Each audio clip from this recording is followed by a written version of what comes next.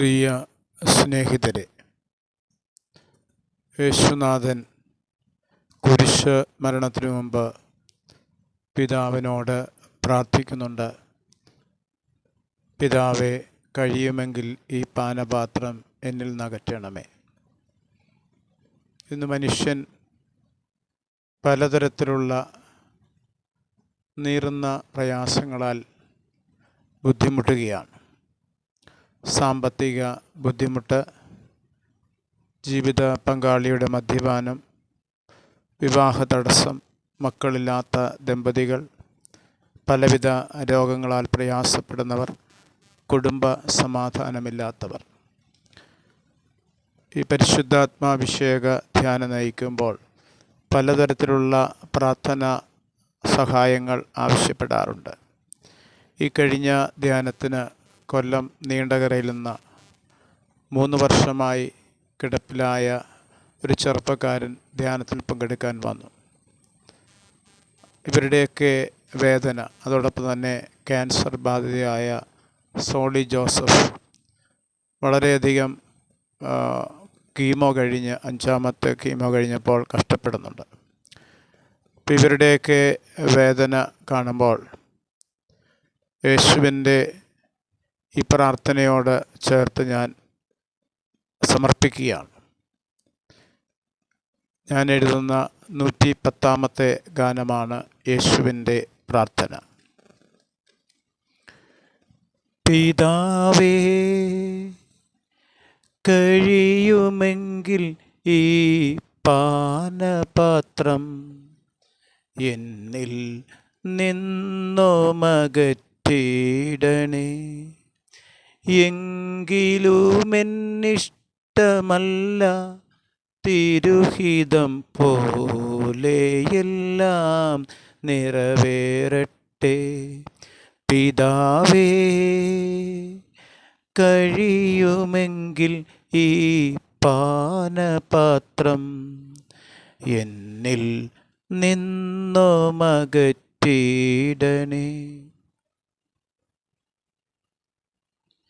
അങ്ങൻ പ്രാർത്ഥന എപ്പോഴും ശ്രവിക്കുമെന്ന് എനിക്കു നന്നായി അറിഞ്ഞിടുന്നു.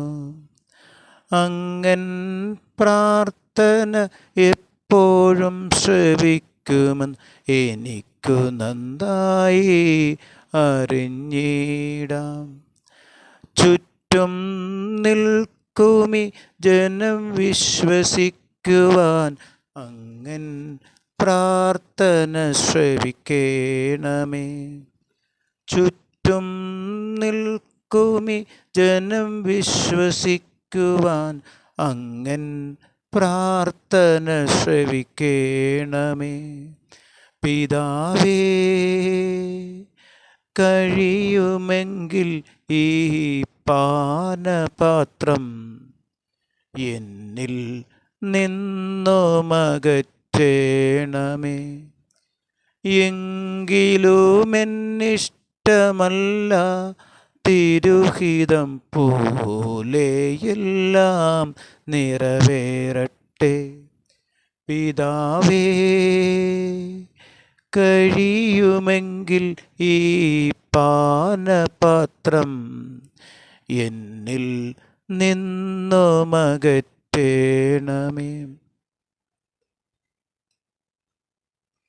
എൻ്റെ ദൈവമേ, എൻ്റെ ദൈവമേ, എന്തുകൊണ്ടെന്നെ ഉപേക്ഷിച്ചു?